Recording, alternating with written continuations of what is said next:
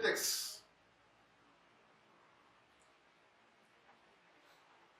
Ayant fait le constat et évoqué nos objectifs, nous allons faire la lecture de ces deux textes de la dernière fois.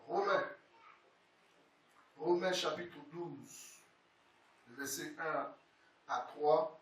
Ensuite, Colossiens, le chapitre 3, 15 à 16.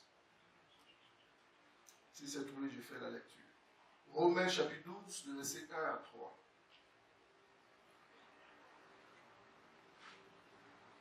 Je vous exhorte donc, frères, par la compassion de Dieu, à offrir vos corps comme un sacrifice vivant, saint, agréable à Dieu, ce qui sera de votre part un culte raisonnable. Ne vous conformez pas au siècle présent, mais soyez transformés par le renouvellement de l'intelligence, afin que vous discerniez quelle est la volonté de Dieu, ce qui est bon, agréable et parfait. Dans Colossiens,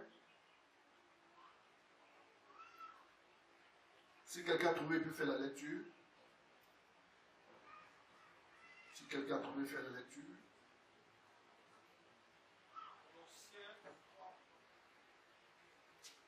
Oui.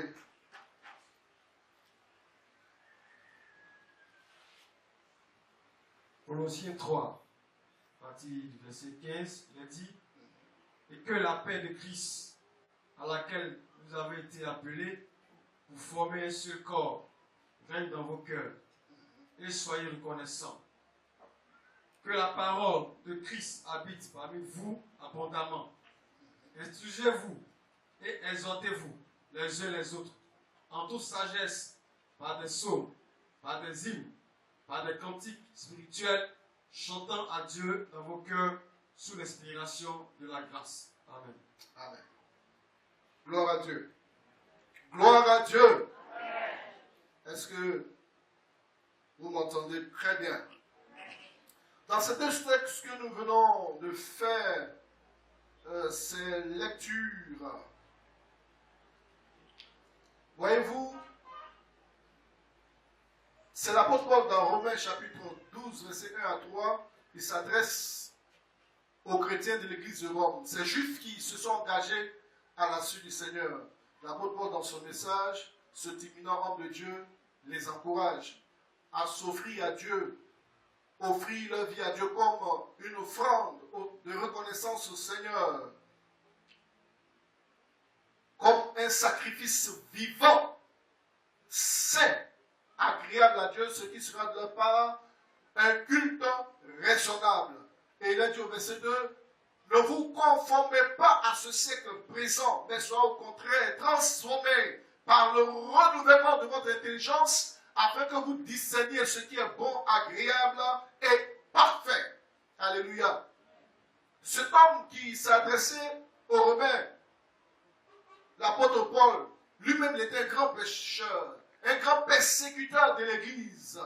Lorsque il avait reçu des lettres pour aller persécuter les chrétiens et déstabiliser leur foi, les tuer même, en partant sur la route de Damas, le Seigneur s'est révélé à lui et il a capitulé et il a accepté Jésus comme Seigneur et Sauveur personnel. Et voyez-vous, lorsque Christ rencontre une personne, il y a véritablement une transformation, il y a véritablement un changement et cette personne n'est plus la même. Et cela se voit dans ses propos, dans ses enseignements. C'est des enseignements solides dans la foi ou pour la foi des fidèles. Et Paul n'a pas failli à sa mission. Et lorsque nous le voyons s'adresser aux Colossiens, les Colossiens étaient menacés. Il y avait de faux enseignants, de faux docteurs qui venaient les ramener aux traditions charnelles, au culte satanique, au culte démoniaque. Et l'apôtre Paul voyait la menace de la foi de ses enfants. Il leur a adressé ce message. Avant d'arriver à ce texte, nous voyons que l'apôtre Paul essaie de les amener à comprendre sa reconnaissance, mais il a commencé d'abord à louer leur foi, à louer leur amour. Et il a rendu grâce au Seigneur.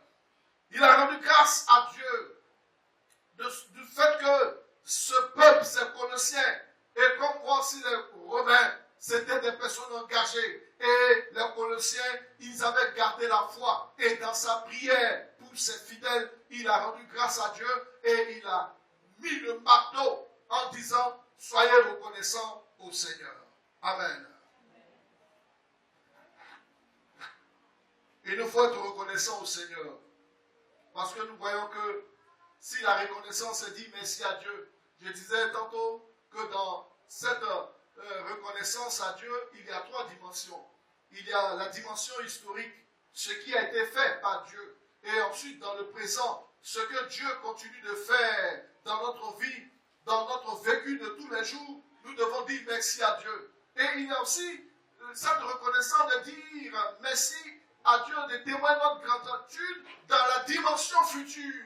Et dans cette dimension future, l'apôtre Paul essaie de développer cela. Ici, personne ne peut dire que Dieu n'a pas fait quelque chose dans sa vie. Regardez, le fait que ce matin, tu as quitté ta maison et que tu es venu dans sa présence, il y a de quoi dire merci au Seigneur. Parce que hier, d'autres même n'ont pas pu se lever. Et moi-même, ce matin, ils n'ont pas pu se tenir sur les pieds. Mais toi, Dieu t'a fait la grâce d'être là ce matin. Il y a cette raison fondamentale de dire merci au Seigneur. Parce que personne ne vit par sa propre force. Personne ne vit par sa propre intelligence ou capacité. Qui es-tu? Quelle force as-tu? Aucune. Mais Dieu te donne de vivre ce matin. C'est le lieu de lui dire merci. Et voyez-vous, avant que le soleil ne se pointe maintenant à 7 heures, tôt le matin, les oiseaux ont commencé à chanter au Seigneur. Vous pensez qu'ils sont en train de s'amuser? Ils sont en train de dire merci à qui? À Dieu. Regardez ce que ces animaux-là, ces oiseaux qui disent merci à Dieu. Et nous. Et pourquoi pas nous, être humains, être spécial, créé par Dieu. Le fait de nous tenir ce matin en vie, il y a une raison d'accomplir la volonté du Seigneur. Il y a une raison capitale d'accomplir la justice de Dieu. Il y a une raison d'exprimer notre joie d'appartenir à ce Dieu. Dans nos langues, nous devons le laisser. Pour tout ce que nous pouvons faire. Ce n'est pas seulement lui demander. Ce n'est pas seulement lui demander, Seigneur, donne-moi, donne-moi, donne-moi. Ce que tu sais faire, fais-le très bien pour Dieu. Et cela va toucher son cœur. Alléluia. Et c'est ce que l'apôtre Paul voulait dire aux Romains, aussi aux Colossiens. Que Dieu nous aide à donner le meilleur de nous-mêmes en ces temps de la fin. Jésus à la porte. Il s'est donné le meilleur de lui-même pour nous sauver. En retour, donnons le meilleur de nous-mêmes pour glorifier son nom. Amen. Alors, nous avons vu l'une des premières raisons fondamentales pour lesquelles nous devons témoigner notre reconnaissance au Seigneur. Nous voyons dans cette dimension future, dans Colossiens. Quand vous prenez le livre de Colossiens parcourt dans exhorte ou encourage cette reconnaissance au Seigneur. C'est fantastique. Avant qu'au chapitre 3 et 15, 16, ils mettent l'accent, soyez reconnaissants comme un ordre aux Colossiens, nous voyons déjà dans Colossiens, chapitre 1,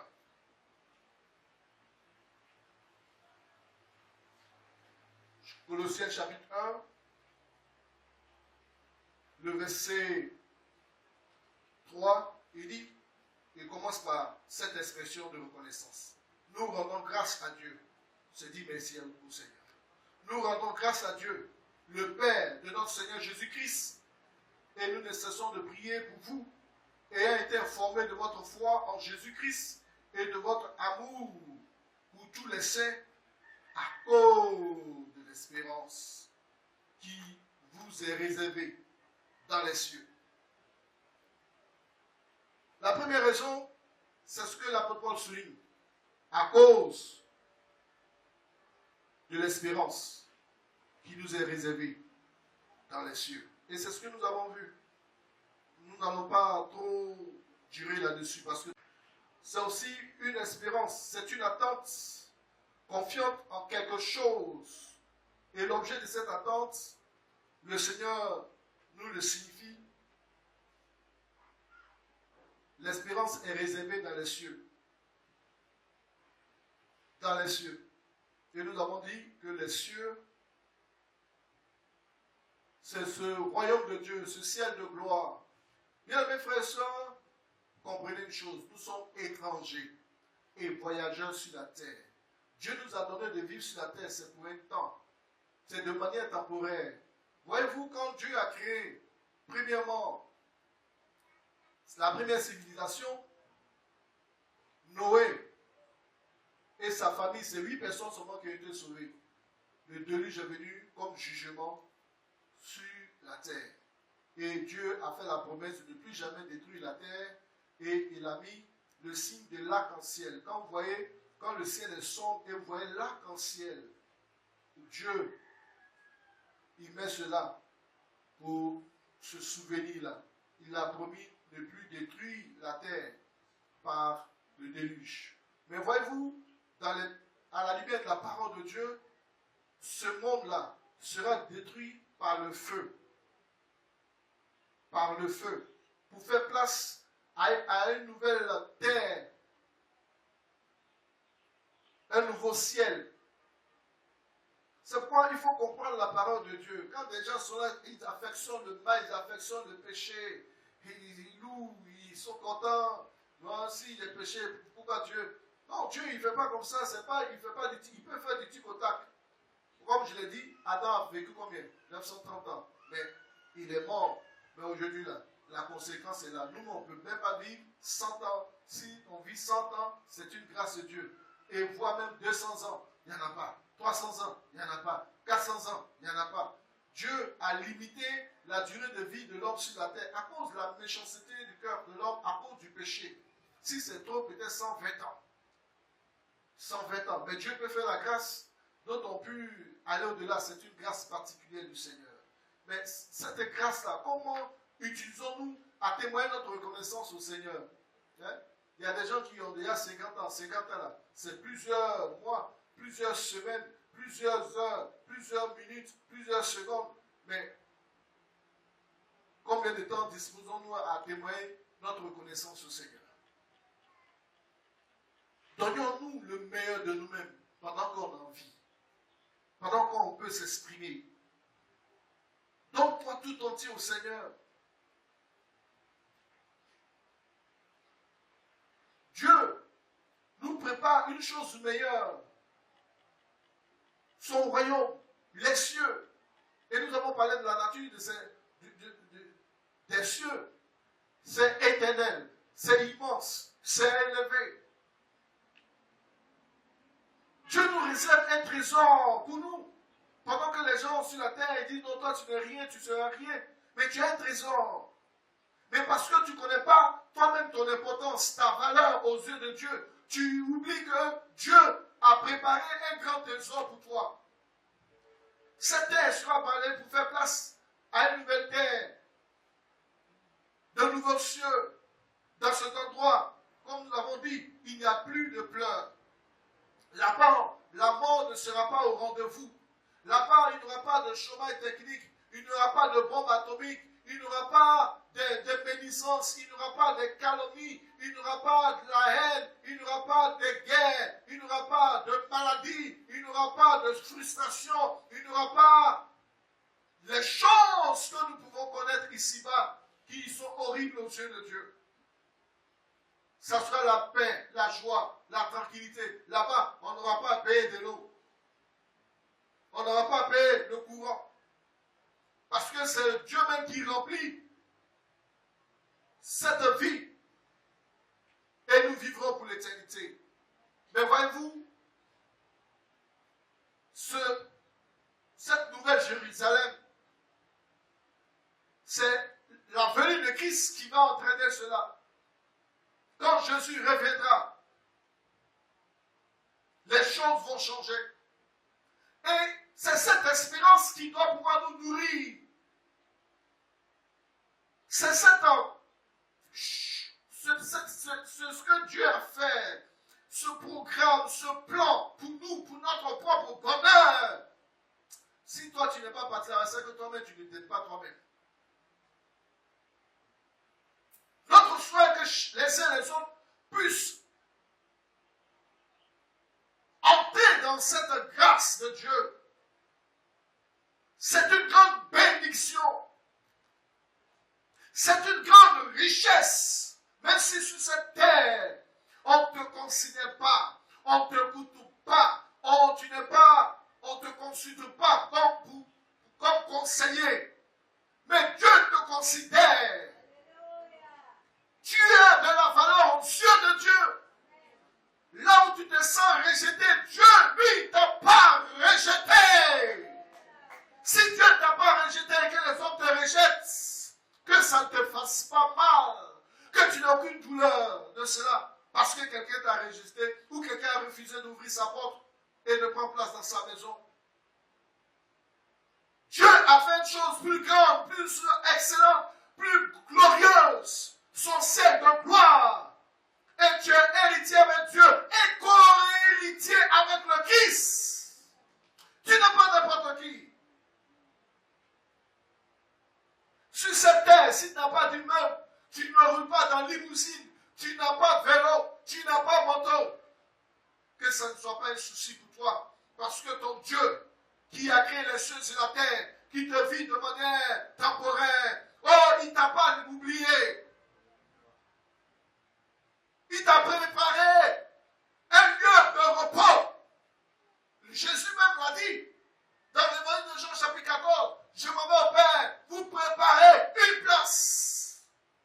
Et je reviendrai vous prendre. Mais cette place, c'est ce royaume glorieux, c'est ce royaume céleste, c'est là-bas, cet endroit où nous allons vivre éternellement. Oh, Dieu soit loué, parce que là-bas, on ne parlera plus de mariage. Les uns pourront se voir et dire, oh, il n'y a pas mariage là, c'est fini.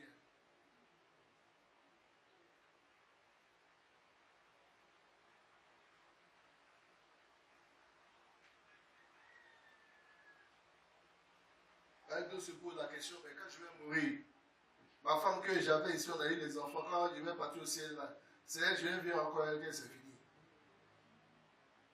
C'est fini. C'est fini. Parce que si quelqu'un a 2, 3, 4 femmes, il va faire comment? Vous vous retrouvez là-bas, vous n'avez plus vous multiplier, c'est fini.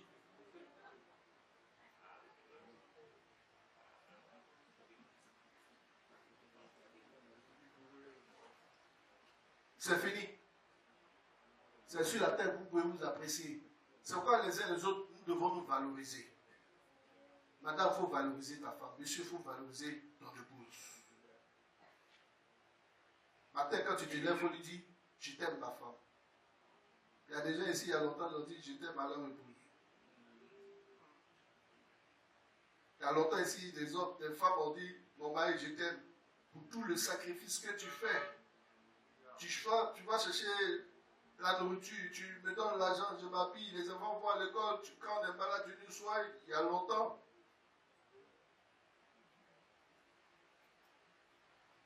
Je m'entretenais hier avec un monsieur qui dit qu'il va se marier avec sa femme.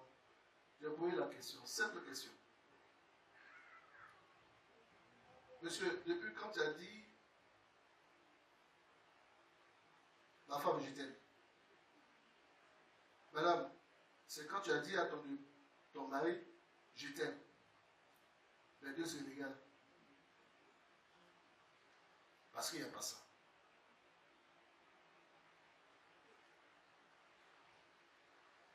Mais quand on ne se dit pas tous les jours, je t'aime, l'amour se refroidit.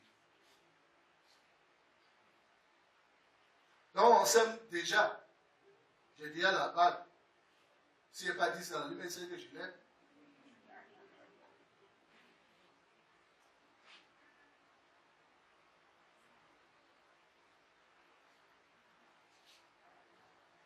Voyez-vous, sur cette terre, préparons nos cœurs, préparons celle qui est à côté de nous, préparons celui qui est à côté de nous pour ce glorieux trésor que Dieu a préparé. On va rentrer là-bas. C'est là notre responsabilité. Ce n'est pas seulement pour faire les enfants. Madame, si monsieur est en train de dévier dans la voie du Seigneur, il ne donne pas sa dîme, il dit ça là c'est pour Dieu, donnons au Seigneur. Je suis en train de le mettre sur la bonne voie. Mais si tu l'encourages, non, c'est dur, bon, prenons la part de Dieu pour nous aider. Vous êtes en train de provoquer des problèmes. Vous n'allez pas vous en sortir, vous n'allez pas vous en tirer. Pendant que Dieu a réservé une chose glorieuse pour vous, vous agissez contre lui. C'est vous qui êtes perdant. Monsieur, il faut aider madame. Si elle ne faut pas donner, non, Dieu d'abord. Parce que ce qu'il a préparé pour nous là, il y a de quoi lui dire merci. On prépare notre vie pour aller là-bas. On ne prépare pas notre vie pour aller derrière. En posant des actions pour le combattre. Pendant que Dieu a un grand projet, projet de bonheur, projet de réussite, projet de bénédiction pour nous, et puis on le combat. Ce qu'il a planifié là-bas, là, tu n'as pas donné 5 francs. Ta maison qui est bâtie là-bas, tu n'as pas donné une brique. Tu n'as pas donné de l'argent. Dieu, son bon cœur, il dit, mes enfants là, voilà ce que je vais préparer pour eux, au soir de leur vie. Et toi tu dis non, il faut marcher à reculons. Non, il faut le combattre. Mais tu cours à ta propre perte. Est-ce que quelqu'un sait ici, dans cette maison-là, tu as quitté ta maison, tu es venu, peut-être là où tu dors, peut-être que ce n'est pas fini. Mais est-ce que tu sais que ta maison est finie? Est-ce que tu sais que Dieu a préparé pour toi un grand trésor? Est-ce que tu sais ça? Parce que quand tu sais que Dieu a fait ça pour toi, non. Ici, on n'a pas besoin de te dire, il faut prier le Seigneur.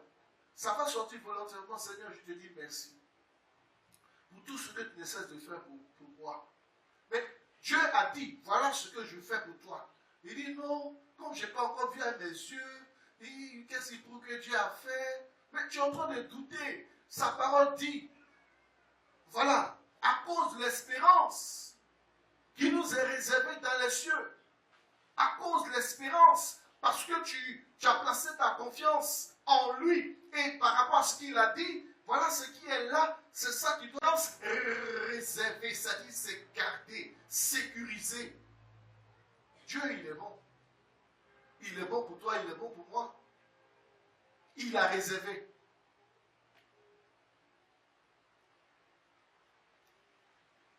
Il a gardé, il a sécurisé son royaume pour toi. Donc, ne nous attachons pas trop aux choses de la terre. Le temps que Dieu nous donne, donnons le meilleur de nous-mêmes. Par rapport à ce qu'il a gardé pour nous. Et c'est là que nous devons chaque jour lui dire merci. Pour tout ce qu'il a fait dans le passé, on lui dit merci. Dans le vécu de tous les jours, on lui dit merci. Et dans cette attente, dans cette espérance de ce qu'il a réservé pour nous, il y a de quoi à motiver notre foi et lui dire merci. Mais il y a des gens, ils sont fâchés contre Dieu. Pour une bénédiction, une réussite, et demeurer dans cette espérance. Que Dieu nous aide. Bien, mes frères et sœurs. Ah, la Bible dit, et c'est vrai, on peut périr. Dans Osée chapitre 4, verset 6, on peut périr par faute de connaissance. On vous donne la connaissance. On vous enseigne. Il ne faut pas seulement recevoir, il faut la mettre en pratique. C'est ce que la Bible dit. Ne vous bornez pas seulement à écouter, mais mettez ce que vous avez entendu là en pratique et vous serez heureux.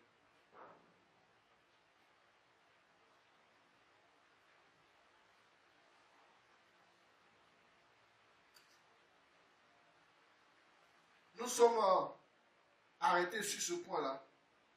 Alors, si quelqu'un a compris que Dieu lui a réservé une bénédiction, c'est vraiment merveilleux. Que la gloire soit rendue au Seigneur.